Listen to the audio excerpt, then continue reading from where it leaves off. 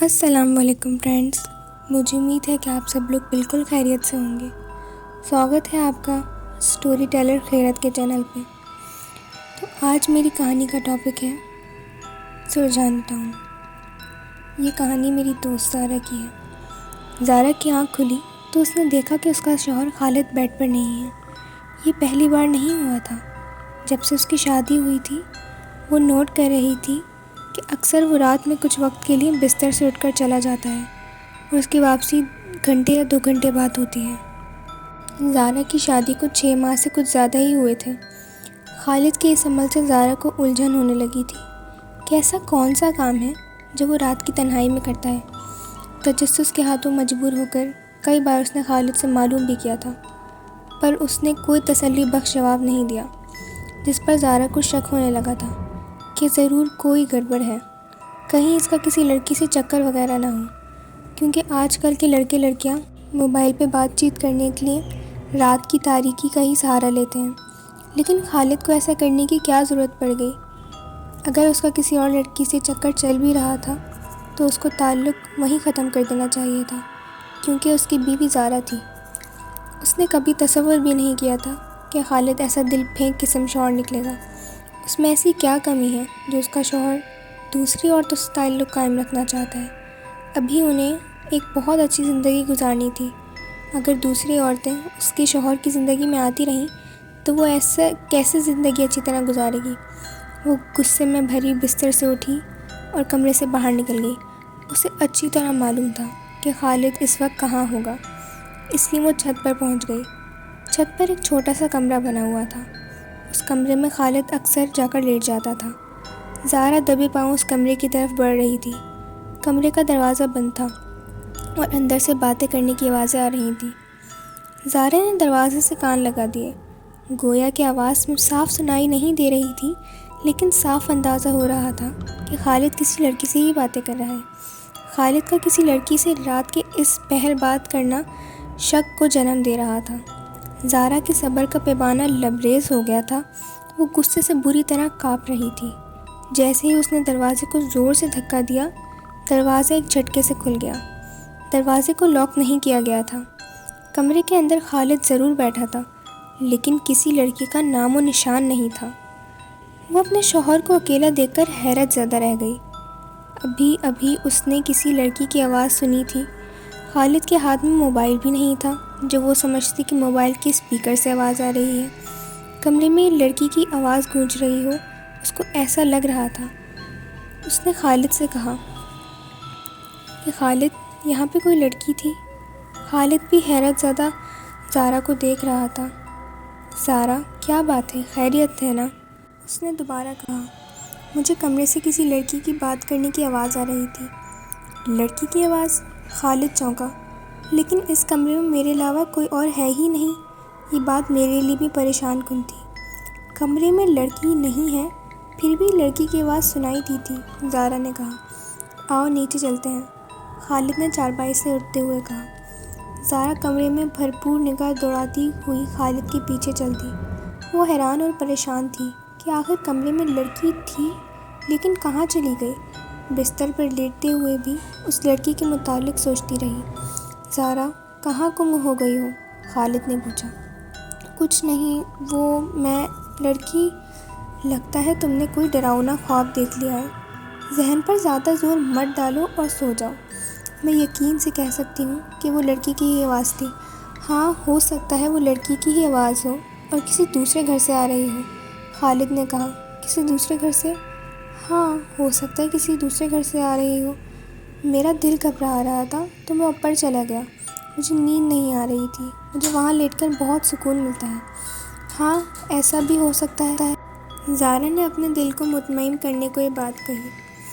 ابھی وہ خالد سے کچھ اور باتیں کرنا چاہتی تھی، لیکن خالد کے خراٹے کمرے میں گونجنے لگے۔ وہ اس کے سونے کا انتظار کیے بغیر ہی سو گیا تھا۔ خالد کے سو جانے پر زارا کی کوشش کرنے لگی کہ اسے نیند آ جائے، پر نیند آنے کا نام نہیں لے رہی تھی۔ وہ کروٹیں بدل رہی تھی، پھر نہ جانے کیسے اس کی آنکھ لگ گئی۔ اس کے بیدار ہونے سے پہلے ہی خالد کی آنکھ کھل چکی تھی، اس لیے وہ نہا دھو کر ناشتہ کرنے کو تیار ہو چکا تھا۔ زارا نے جلدی جلدی ناشتہ تیار کرنا شروع کیا۔ وہ رات کا واقعہ ابھی تک اس کے ذہن میں تھا۔ خالد ناشتہ کر کے ڈیوٹی پر چلا گیا۔ دوپہر کا کھانا تیار کر کے جب وہ کچھ دیر کے لیے بیڈ پر لیٹی، اس وقت بھی رات کا اس کو واقعہ یاد آ گیا۔ وہ رات کا واقعہ جتنا بھلانا چاہتی تھی، اسے اتنا ہی یاد آ رہا تھا۔ نہ جانے اسے کیا ہوا، وہ بے اختیار اٹھی اور چھت پر چلی گئی۔ اس کے قدم کمرے کی طرف بڑھ رہے تھے۔ کمرے کے پاس پہنچ کر زارا نے ایک جھٹکے سے دروازہ کھول دیا۔ اچانک اس کی نظر ایک لڑکی پر پڑی جو بڑے آرام سے چارپائی پر لیٹی ہوئی تھی۔ دروازہ کھلنے پر اس نے زارا کی طرف دیکھا۔ وہ لڑکی بہت حسین تھی۔ اس کا چہرہ بہت خوبصورت تھا۔ اتنی خوبصورت لڑکی زارا نے اپنی زندگی میں نہیں دیکھی تھی۔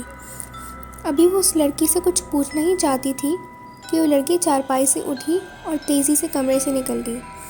زارا نے پلٹ کر اس کی طرف دیکھا، لیکن اب چھت پر کوئی بھی نہیں تھا۔ اس کے بدن میں کپ کپی سی طاری ہو گئی اور بے اختیار گھبرا کر نیچے کو دوڑی۔ وہ جیسے ہی نیچے آئی، دروازے کی کنڈی زور سے بجی۔ زارا نے لپک کر دروازہ کھول دیا۔ خالد دوپہر کا کھانا کھانے کے لیے آیا تھا۔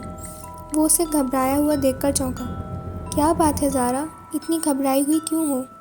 وہ کمرے میں لڑکی، وہ چونکا۔ ہاں خالد، میں نے اپنی آنکھوں سے چھت والے کمرے میں ایک لڑکی کو چارپائی پر لیٹے ہوئے دیکھا۔ پھر وہ اچانک اٹھی اور کمرے سے باہر نکلی اور غائب ہو گئی۔ میں گھبرا کر نیچے دوڑی چلی آئی، زارا نے بتایا۔ اس بات کو سن کر خالد کے چہرے کا رنگ اڑ گیا تھا۔ وہ چور نگاہوں سے کبھی زارا کو دیکھتا اور کبھی زینے کو دیکھتا۔ خالد، یہ کیا چکر ہے، مجھے بتاؤ۔ یہ سب تمہاری وجہ سے ہوا ہے۔ میری وجہ سے؟ وہ چونکی۔ ہاں نا، سوچو تم اس گھر میں 6 ماہ سے رہ رہی ہو، کبھی تمہیں وہ نظر آئی؟ لیکن رات سے تم اس کے بارے میں جاننے کو بے چین ہو، اس لیے غصے میں اس نے تم پر خود کو ظاہر کیا ہے۔ خالد نے غصے سے کہا۔ وہ کون ہے؟ اس سے تمہارا کیا تعلق ہے؟ تم یہ جان کر کیا کرو گی؟ خالد، میں تمہاری بیوی ہوں اور اس بارے میں جاننے کا حق رکھتی ہوں، زارا نے کہا۔ اتنا تم جان چکی ہو کہ وہ انسان نہیں ہے، بے چین روح ہے۔ ابھی میں جلدی میں ہوں، ڈیوٹی پر پہنچنا ہے، اس کے بارے میں رات کو بتاؤں گا۔ خالد کھانا کھا کر ڈیوٹی پر چلا گیا۔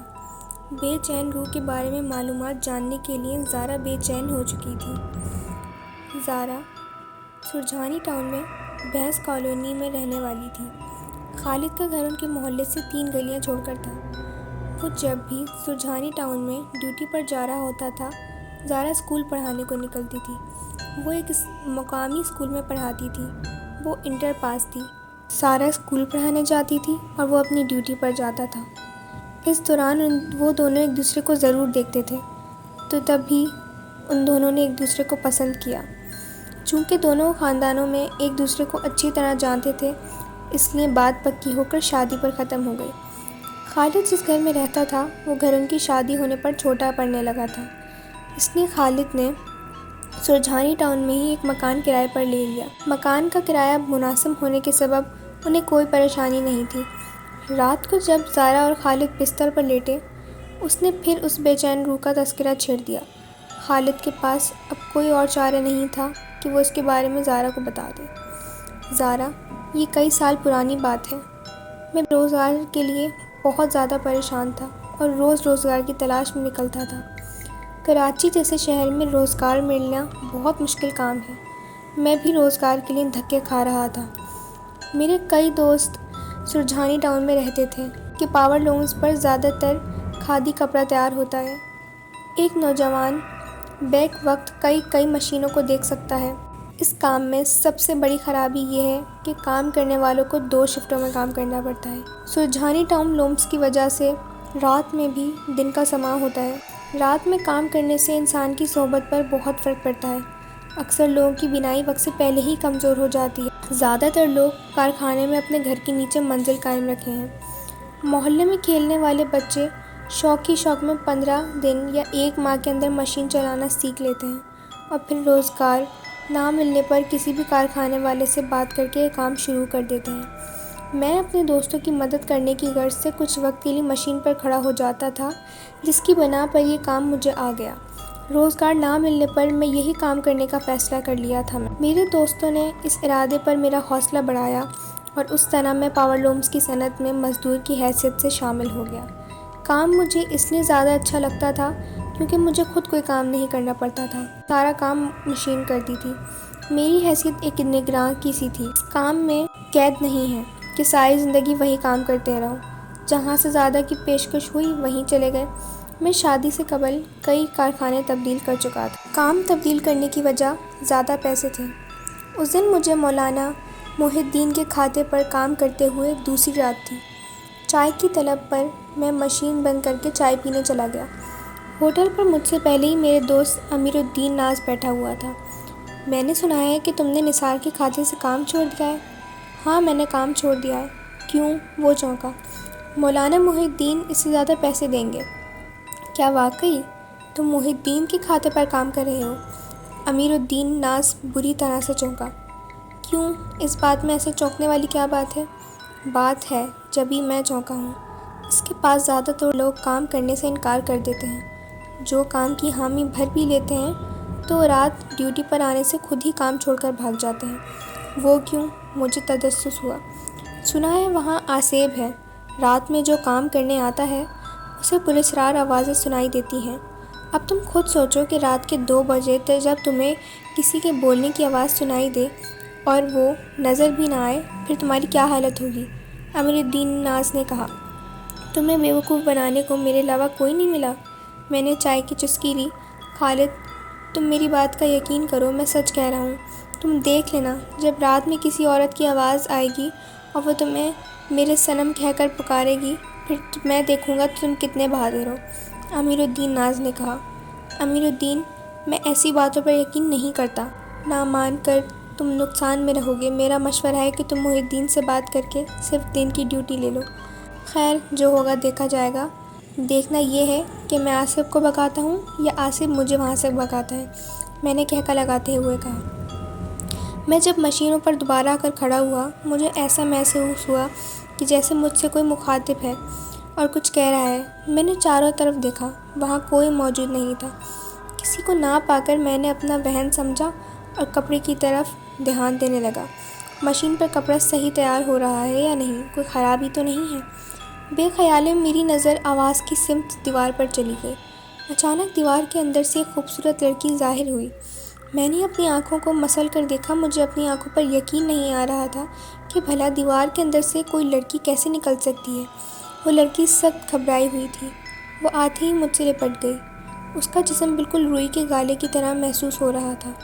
میں سخت بوکھلا گیا تھا۔ ابھی میں اسے اپنے سینے سے الگ کرنے کا سوچ ہی رہا تھا کہ ایک نوجوان دیوار کے اندر سے ظاہر ہوا۔ اس کے ہاتھ میں ایک تیز دھار خنجر تھا۔ وہ تیزی سے میری طرف آیا اور اس نے وہ خنجر لڑکی کے سینے میں اتار دیا اور وہ زور سے چیخ اور تڑپ تڑپ کر اپنی جان دے گئی۔ میں حیران اور پریشان یہ منظر دیکھ رہا تھا۔ وہ لڑکا جیسے ہی دیوار کے اندر سے آیا تھا ویسے ہی غائب ہو گیا۔ وہ لڑکی بھی خود بخود غائب ہو گئی۔ مجھے حیرت اس بات پر زیادہ ہوئی کہ لڑکی نے میرے ہاتھوں میں دم دیا تھا، لیکن وہاں ایک قطرہ خون تک کا موجود نہیں تھا۔ مجھ پر کپکپی سی چڑھ گئی اور بے اختیار میں نے مشین بند کی، کارخانے کو تالا لگا کر چلا گیا۔ امیر الدین ناز کی بات سچ ثابت ہو گئی تھی۔ واقعی کارخانے میں آصف تھا، تب ہی لوگ رات میں کام کرنے سے ڈرتے تھے۔ حالانکہ اس علاقے میں مولانا محی الدین سب سے زیادہ اجرت دینے میں مشہور تھا، پھر بھی لوگ اس کے پاس کام کرنے سے کتراتے تھے۔ رات کو میں جب واپس چابی کرنے گیا مولانا محی الدین کے پاس تو اس نے مجھے مسکرا کر دیکھا اور کہا، بس ڈر گئے؟ ارے بھائی، ایسا کچھ نہیں ہے۔ لوگ مجھ سے جیلس ہوتے ہیں۔ وہ نہیں چاہتے کہ میں ترقی کروں، اس لیے ایسی باتیں پھیلائی ہوئی ہیں۔ آصف وغیرہ کچھ بھی نہیں ہے میرے کارخانے میں۔ لیکن رات میں مجھے آصف نظر آیا۔ میں نے کہا، اگر وہ آصف ہوتا تو وہ ضرور تمہیں نقصان پہنچاتا۔ تمہیں کوئی نقصان نہیں پہنچا۔ اس کا مطلب ہے وہ تمہاری نظروں کا دھوکہ ہے۔ میری بات مانو، لوگوں کی باتوں پر کان نہ دھرو اور اپنے کام کرتے رہو۔ اور جس دن تمہیں محسوس کرو کہ آصف نے تمہیں نقصان پہنچایا ہے، بے شک چھوڑ کے چلے جانا، میں تمہیں کچھ بھی نہیں کہوں گا۔ میں سوچ میں پڑ گیا کہ کیا کروں۔ مجھے سوچتا دیکھ کر وہ بولا، خالد بیٹے دیکھو، یہ دنیا بہت وسیع ہے۔ اس دنیا میں ہم ہی نہیں، اللہ تعالیٰ کی کتنی مخلوق آباد ہیں جس کا ہم تصور بھی نہیں کر سکتے۔ جنات کہاں نہیں ہوتے، یہ مخلوق ہر جگہ ہے، جب ہم انہیں نہیں ستائیں گے تو وہ بھی ہمیں نہیں ستائیں گے، مولانا محی الدین نے کہا۔ مجھے مولانا محی الدین کی یہ بات دل کو لگی۔ جب میں اسے نہیں ستاؤں گا تو وہ کیوں مجھے ستائیں گے؟ میں کام چھوڑنے کی بات کرنے آیا تھا اور کام کی حامی بھر کر دوبارہ سے تیار ہو گیا۔ رات کو کام کرتے ہوئے مجھے کسی قسم کی آواز سنائی نہیں دی۔ پوری رات میں کام میں مصروف رہا۔ دوسری رات میں کھڑا مشینوں کو دیکھ رہا تھا۔ میری نظر بے اختیار گھڑی پر چلی گئی۔ رات کے 2 بج رہے تھے کہ اچانک آواز آئی، بابو مشین چلا، بابو مشین چلا۔ میں نے حیرت سے مشینوں کو دیکھا۔ مشینیں چل رہی تھیں، پھر بھی مجھے مشین چلانے کو کہا جا رہا تھا۔ کئی باری آواز آنے پر مجھے بڑا غصہ آیا۔ کیا آصف کو نظر نہیں آ رہا کہ مشین چل رہی ہے، جو پراسرار آواز میں مجھے مخاطب ہو کر مشین چلانے کو کہہ رہے ہیں؟ میری نظر بے اختیار کارخانے کے دروازے پر چلی گئی۔ کوئی شخص دروازے میں چھپا کھڑا تھا۔ میں خاموشی کے دروازے طرف آیا۔ بابو مشین امیر الدین مجھے دیکھ کر چپ لگ گئی۔ امیر الدین کے بچے، یہ تو ہے؟ میں غصے میں بولا۔ میں دیکھنا چاہ رہا تھا کہ تم کتنے بہادر ہو، میری آواز سن کر ڈرتے ہو یا نہیں۔ دراصل تمہارے ساتھ چائے پینے کا موڈ ہو رہا تھا، اس لیے چائے لے کر آیا ہوں۔ امیر الدین ناز نے چائے کی کتیلی اور کپ دکھائے۔ یہ تو تم نے بہت اچھا کام کیا، اس وقت واقعی چائے پینے کا موڈ ہو رہا ہے۔ چائے کو دیکھ کر میری منہ پر مسکراہٹ دوڑ گئی۔ اور سناؤ، کارخانے آصف سے ملاقات ہوئی؟ ہاں، ہو چکی ہے، میں نے چائے کا کپ ہاتھ میں لیتے ہوئے کہا۔ کیا واقعی؟ امیر الدین گھبرا سا گیا۔ ہاں بھائی، میری ملاقات ہو چکی ہے۔ ایک نوجوان لڑکا ہے اور دوسری بہت ہی خوبصورت لڑکی ہے، جسے دیکھتے ہی آدمی کا دل آ جائے۔ کیا تم سچ کہہ رہے ہو؟ وہ بے یقینی سے بولا۔ کیوں؟ مجھے جھوٹ بول کر کیا ملے گا؟ میرا مطلب ہے کہ تمہیں ان سے بالکل خوف نہیں آیا؟ لوگ ان کو دیکھنے کے بعد کام چھوڑ دیتے ہیں۔ وہ آصف بہت شریف ہیں، مجھے بالکل تنگ نہیں کرتے، اس لیے میں نے یہاں سے کام نہیں چھوڑا۔ تمہاری ہمت ہے کہ ابھی تک یہاں کام کر رہے ہو۔ مجھ جیسا شخص آصف دیکھ لینے پر دوبارہ پلٹ کر بھی نہ ادھر کا رخ کرتا۔ امیر الدین نے ناز نے چائے کی چسکی لی۔ تھوڑی دیر بعد وہ میرے پاس سے چلا گیا۔ صبح ہو جانے پر میں بھی گھر چلا آیا۔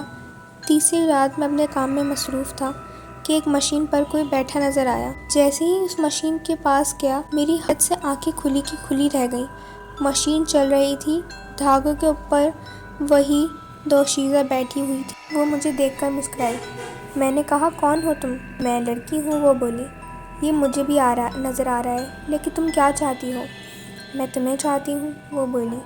مجھے جانتی ہو؟ چاہنے کے لیے جاننا ضروری نہیں ہوتا، بس دل آنے کی بات ہوتی ہے، اور میرا دل تم پر آ گیا ہے۔ میں انسان ہوں اور تم آصف۔ اس نے کہا، مجھے آصف بھی ایک انسان نے ہی بنایا ہے۔ میرے بھائی کے ہاتھوں پہلے میں مری تھی اور ایک کار ایکسیڈنٹ کے حادثے میں دلاور ہلاک ہو گیا۔ اسے مر کر سکون میسر آ گیا، مگر میری روح کو سکون نصیب نہ ہو سکا۔ جس رات اس جگہ میں قتل ہوئی تھی، اس دن سے تڑپ رہی ہوں۔ پر جب تمہیں دیکھا مجھے محسوس ہوا کہ جیسا میرا دلاور پھر اس دنیا میں آ گیا ہے۔ میری روح کو سکون دینے کی خاطر اب میں تمہیں نہیں چھوڑوں گی۔ تم جہاں بھی جاؤ گے تم مجھے وہیں پاؤ گے، وہ بولی۔ تمہارے بھائی نے تمہارا قتل کیوں کیا؟ میرے بھائی کو دلاور پسند نہیں تھا۔ میرے گھر والے بھی نہیں چاہتے تھے کہ میری شادی دلاور سے ہو۔ ایک رات میں جب گھر سے فرار ہو کر دلاور کے ساتھ بھاگ کر پسند کی شادی کرنا چاہ رہی تھی، میرے ہاتھ میں ایک پوٹلی بھی تھی۔ دلاور نے یہاں پہنچنے کا کہا تھا۔ اس وقت یہاں خالی میدان تھا۔ میرے بھائی کاشف کی آنکھ کھل گئی اور وہ میرے پیچھے یہاں تک پہنچا۔ دلاور بھی پہنچ گیا تھا۔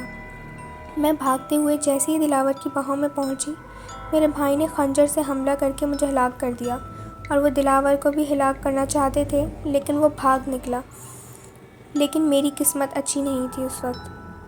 بھائی نے اس واقعے کے بعد گڑھا کھود کر مجھے وہیں دفن کر دیا تھا، اس لیے میری روح یہاں بھٹک رہی ہے۔ میں آج تک کسی کو نقصان نہیں پہنچایا، پھر بھی لوگ مجھ سے نہ جانے کیوں ڈرتے ہیں۔ مجھے دیکھتے ہیں تو کام چھوڑ کر چلے جاتے ہیں، وہ بولی۔ تمہارا نام کیا ہے؟ میری ماں نے میرا نام شہزادی رکھا تھا، اور اس شہزادی کا یہ حشر ہوا ہے، وہ بولی۔ اس دن میری اور شہزادی کی دوستی ہو گئی۔ رات کی ڈیوٹی میں اس سے روزانہ ملاقات ہوتی تھی اور وہ بے زر تھی۔ اس نے کبھی مجھے نقصان نہیں پہنچایا تھا۔ اس لیے میں نے کارخانے کو نہیں چھوڑا۔ علاقے کے لوگ بھی حیران تھے کہ میں کام چھوڑ کر کیوں نہیں بھاگا۔ مجھ سے پہلے جو بھی کاریگر آتا تھا وہ چند دن میں بھاگ جاتا۔ انسان اتنا بہادر نہیں ہوتا کہ وہ آصف کا علم ہو جانے پر کام پر ڈٹا رہے۔ میرا خیال تھا کہ میری شادی ہونے پر شہزادی میرا پیچھا چھوڑ دے گی، لیکن ایسا نہیں ہوا۔ وہ چاہتی تھی کہ ہم دونوں ایک ساتھ رہیں۔ ایک طرح سے وہ تمہیں اپنی سوتن تصور کرتی ہے اور مجھ سے ضد کرتی ہے کہ تمہیں طلاق دے دوں۔ پہلے وہ کارخانے تک ہی محدود تھی، لیکن اب وہ سائے کی طرح ہر جگہ میرے ساتھ رہتی ہے۔ حتیٰ کہ جب میں ڈیوٹی پر ہوتا ہوں، رات میں گھر سوتا ہوں تو رات کے سوتے ہوئے مجھے جگا کر اوپر چھت پر لے جاتی ہے اور مجھ سے باتیں کرتی رہتی ہے۔ 2 گھنٹے باتیں کر کے چلی جاتی ہے۔ اس کا زیادہ زور اس بات پر ہوتا ہے کہ میں نے شادی کر کے اچھا نہیں کیا۔ میرے ہوتے ہوئے تم نے شادی کیوں کی؟ میں اسے سمجھاتا ہوں کہ تم ایک روح ہو، جبکہ مجھے گوشت پوست کے ساتھ کی ضرورت ہے۔ اتنی بڑی زندگی تنہا تو نہیں گزار سکتا، لیکن میری باتیں اس کو سمجھ میں نہیں آتی۔ یہ کہتے ہوئے خالد خاموش ہو گیا۔ خالد کی باتیں سن کر زارا کی تشویش میں اور اضافہ ہو گیا تھا۔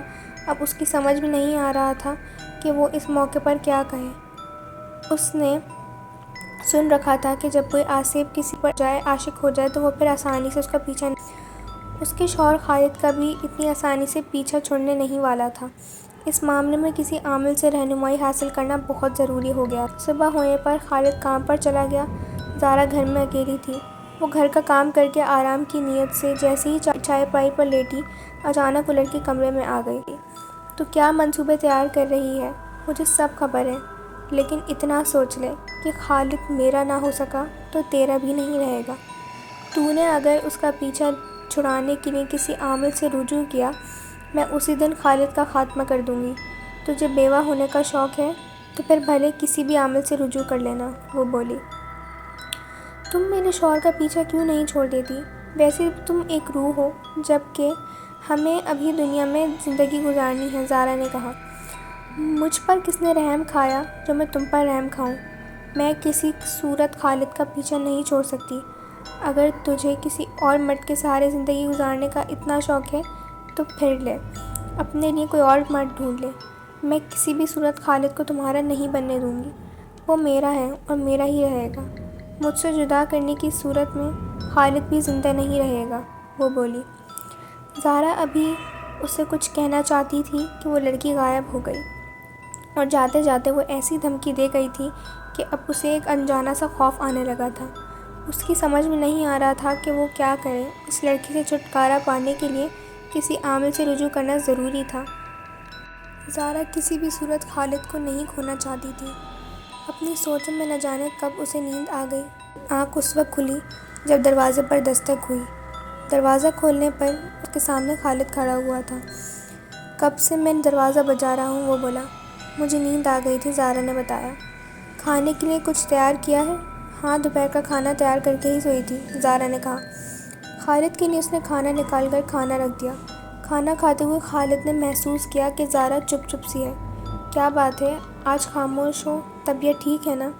میری طبیعت کو کیا ہونا ہے، بالکل ٹھیک ہوں۔ اس روح نے مجھے دھمکی دی ہے کہ کسی عامل سے رجوع کرنے پر وہ تمہیں نقصان پہنچا سکتی ہے، بس اس بارے میں سوچ رہی ہوں۔ ہاں، مجھے اس بات کا احساس ہے۔ جب وہ مجھے دھمکی دے سکتی ہے تو پھر تمہیں بھی دھمکی دے سکتی ہے، خالد نے کہا۔ کیا اس نے تمہیں دھمکی دی ہے؟ ہاں، مجھے تم سے پہلے دھمکی دے چکی ہے، خالد نے گردن ہلائی۔ پھر تم نے کیا سوچا ہے؟ فی الحال میں کوئی انتہائی قدم نہیں اٹھانا چاہتا، بس کچھ وقت گزارنے دو، پھر دیکھتے ہیں۔ میں سمجھی نہیں، زارا نے کہا۔ ہمارے لیے مناسب نہیں کہ فوری قدم اٹھا کر کوئی مصیبت گلے مول لیں، اس لیے کچھ انتظار کرو۔ ہو سکتا ہے کہ ہمارے وقت اچھا آ جائے اور ہم اس پوزیشن میں آ جائیں کہ خود بخود اس روح سے چھٹکارا مل جائے۔ اس خبیث روح سے خود بخود کہاں چھٹکارا مل سکتا ہے؟ ہمارے کچھ کہے بغیر اس سے چھٹکارا ممکن نہیں۔ ہمیں بہت سوچ سمجھ کر ایک قدم اٹھانا ہوگا، اس لیے اس معاملے کو فی الحال چھوڑ دو۔ اللہ تعالیٰ جو کرے گا وہ بہت اچھا ہوگا، خالد نے کہا۔ وہ کھانا کھا کر چلا گیا، مگر زارا سوچتی رہ گئی کہ اس کا شوہر اس روح سے جلدی جان کیوں نہیں چھڑوانا چاہتا۔ اس روح سے جان چھڑوانے کے لیے جلد یا دیر انتہائی قدم اٹھانا ہی پڑے گا۔ چند دن خیریت سے گزر گئے۔ لڑکی کی روح نے ان دونوں کو پریشان نہیں کیا۔ پھر ایک دن جب خالد گھر آیا اس کے چہرے پر ہوائیاں اڑی ہوئی تھیں۔ کیا بات ہے، تم آج بہت پریشان ہو؟ زارا نے کہا۔ ہاں واقعی پریشانی کی بات ہے، اس نے دھمکی دی ہے کہ اگر میں نے تمہیں 1 ہفتے کے اندر طلاق نہیں دی تو وہ مجھے نقصان پہنچا سکتی ہے۔ کیا؟ زارا کی آنکھیں حیرت سے پھٹی کی پھٹی رہ گئیں۔ بہت ہی ضدی لڑکی ہے، جب بھی وہ اپنے بھائی کے ہاتھوں ہلاک ہوئی تھی۔ پھر تم نے کیا سوچا ہے؟ سوچنا کیا ہے جب اس سے دھمکی دی ہے؟ میرا دماغ کام نہیں کر رہا، سوچ سوچ کر دماغ پھٹا جا رہا ہے، خالد نے کہا۔ پھر اب کیا ہوگا؟ تم حوصلہ رکھو، اللہ تعالیٰ جو کرے گا ہمارے حق میں بہتر ہوگا، خالد نے کہا۔ وہ انتہائی قدم اٹھانا نہیں چاہ رہا تھا مگر اب پانی سر سے گزر چکا تھا۔ وہ اسے جو کرنا تھا فوری کرنا تھا۔ اور ایک دن ایک مشہور عامل نثار احمد اس کے پاس جانے کے لیے گھر سے نکلا بھی تھا۔ عامل نثار کے آستانے سے کچھ دور تھا کہ ایک موٹر سائیکل سوار نے اسے زور سے ٹکر مار دی اور وہ دور جا کر گرا۔ ابھی وہ سنبھلا بھی نہیں تھا کہ موٹر سائیکل والا تیزی سے فرار ہو گیا۔ یہ اتفاق ہی تھا کہ وہاں خالد کا دوست اعجاز حسین بھی موجود تھا۔ اس نے فوراً خالد کو اپنی موٹر سائیکل پر سرجھانی ٹاؤن کے گورنمنٹ ہسپتال میں لے گیا۔ خالد کو زیادہ شدید چوٹیں نہیں آئی تھیں، پھر بھی اسے گھر میں 10 سے 15 دن آرام کرنا ضروری ہو گیا تھا۔ خالد کے جسم میں مختلف حصوں پر پٹیاں دیکھ کر زارا پریشان ہو گئی۔ یہ کیا ہو گیا؟ ارے کچھ نہیں، ذرا سی چوٹیں آئی ہیں، خالد نے زبردستی چہرے پر مسکراہٹ لاتے ہوئے کہا۔ پھر بھی یہ کیسے ہوا؟ موٹر سائیکل والا بہت جلدی میں تھا، مجھے مار کر چلا گیا، وہ بولا۔ خالد عامل کے پاس جانے والی بات بتا کر زارا کو پریشان نہیں کرنا چاہتا تھا، اس لیے وہ عامل کی بات گول کر گیا۔ تم عامل نثار کے پاس جانے کا کہہ رہے تھے، زارا نے یاد دلایا۔ ارے بھائی چلا جاؤں گا، تم فکر نہ کرو، یاد سے چلے جانا۔ اس حالت میں بھلا کیسے جا سکتا ہوں؟ 1-2 دن آرام کر لوں پھر چلا جاؤں گا۔ زارا شوہر کی بات سن کر خاموش ہو گئی۔ شام کا وقت تھا، مغرب ہونے کے کچھ وقت باقی تھا کہ دروازے پر دستک ہوئی۔ زارا چونکی کہ اس وقت کون آ گیا۔ دروازے پر ایک ملنگ بابا کھڑے تھے۔ بھوکے کو کھانا کھلاؤ گی بیٹی؟ وہ بولا۔ ہاں بابا، یہاں بیٹھے، میں کھانا لے کر آتی ہوں، زارا نے صحن میں ایک طرف اشارہ کرتے ہوئے کہا۔ ملنگ بابا صحن میں بیٹھ گیا۔ اس کے ہاتھ میں جو ڈنڈا تھا اس نے وہ اپنے برابر میں رکھ لیا۔ زارا نے کھانا نکال کر ملنگ بابا کے آگے رکھ دیا۔ بابا نے روٹی کا نوالا توڑ کر منہ میں رکھا اور پھر اس نے خلا میں کچھ دیکھنے کی کوشش کی، پھر دوسرا نوالا بھی منہ میں رکھتے ہوئے خلا میں گھورا۔ اچانک ان کی آنکھیں لال سرخ ہو گئیں، وہ کچھ بول نہیں پا رہے تھے۔ کچھ دیر گزرنے کے بعد وہ کھانا کھا چکے تھے۔ وہ اٹھ کر کھڑے ہوئے اور جلالی لہجے میں فضا میں دیکھتے ہوئے بولے، جا، چلی جا، بھاگ جا، جلا کر بھسم کر دوں گا۔ زارا حیرت سے ملنگ بابا کو دیکھ رہی تھی۔ تو مجھے جانتی ہے نا، میں پلیت روحوں کو جلا کر بھسم کر دیتا ہوں، تیرا بھی یہی حشر ہوگا، چلی جا، چھوڑ دے ان کا پیچھا۔ کچھ دیر گزرنے پر ملنگ بابا کا غصہ ختم ہو گیا اور وہ نارمل حالت میں آ گئے۔ بابا تم کس سے بات کر رہے ہو؟ زارا نے پوچھا۔ اس خبیث روح سے بات کر رہا ہوں جو تمہیں نقصان پہنچانے کے در پہ ہے۔ یہ اتفاق ہے میں اس طرف نکل آیا اور گھر میں داخل ہوتے ہی اس سے سامنا ہو گیا۔ یہ خبیث اس سے قبل بھی کئی لوگوں کو پریشان کر چکی ہے اور میں نے انہیں اس سے چھٹکارا دلایا تھا۔ اب اس خبیث روح نے اس گھر میں ڈیرے ڈال لیے ہیں۔ یہ تم دونوں کو نقصان پہنچانا چاہتی ہے، لیکن میرے ہوتے ہوئے اب تمہارا بال بھی بیکا نہیں کر سکتی، ملنگ بابا نے کہا۔ بابا یہ روح ہمیں دھمکیاں دے رہی ہے کہ ہمارے کسی عامل سے رجوع کرنے پر جانی نقصان پہنچا سکتی ہے، زارا نے بتایا۔ خبیث روح نقصان پہنچانے کے علاوہ کر بھی کیا سکتی ہے؟ تم بے فکر ہو جاؤ بیٹی، اب یہ تمہارا کچھ نہیں بگاڑ سکے گی۔ اگر اس نے تمہیں کسی قسم کا نقصان پہنچانے کی کوشش کی تو اس کا مجھے علم ہو جائے گا اور میں آ کر اسے جلا کر بھسم کر دوں گا، ملنگ بابا نے کہا۔ ملنگ بابا کھانا کھا کر چلا گیا اور اس کے جانے کے بعد وہ روح پھر 1 ہفتے تک نظر نہ آئی۔ خالد نے زارا سے اظہار کیا۔ زارا نے ملنگ بابا کے گھر میں آنے اور بات چیت کرنے کے بارے میں بتایا۔ خالد حیرت میں پڑ گیا کہ اتنی آسانی سے کس طرح اس روح سے نجات مل گئی۔ یہ حقیقت ہی تھی کہ وہ روح ان دونوں کا پیچھا چھوڑ کر کہیں دور جا چکی تھی، اس خوف سے کہ کہیں ملنگ بابا حقیقت میں جلا کر بھسم نہ کر دیں۔ کئی ماہ گزرنے پر بھی وہ روح ان دونوں کے سامنے ظاہر نہیں ہوئی تھی اور وہ دونوں میاں بیوی خوش تھے کہ اس روح سے ان کی جان چھٹ گئی۔ مولانا محی الدین کے کارخانے میں آصف کا قصہ ماضی بن چکا ہے۔ مولانا محی الدین بھی خوش تھے کہ خالد کے قدم اس کارخانے کے لیے مبارک ثابت ہوئے ہیں، جو اس کارخانے سے آسیب کا قصہ تھا، لوگ اب وہ بھولنے لگے ہیں۔ تو یہ تھی آج میری کہانی سرجھانی ٹاؤن پہ۔ یہ ایک سچی کہانی ہے جو سرجھانی ٹاؤن کے کارخانے میں پیش ہوئی تھی۔ اگر آپ کو میری یہ سٹوری پسند آئی ہو تو میرے چینل کو لائک کیجیے گا اور سبسکرائب کیجیے گا، اور اگر آپ کی کوئی سٹوری ہو تو اس کو کامنٹ میں مجھے ضرور شیئر کیجیے گا۔ اللہ حافظ۔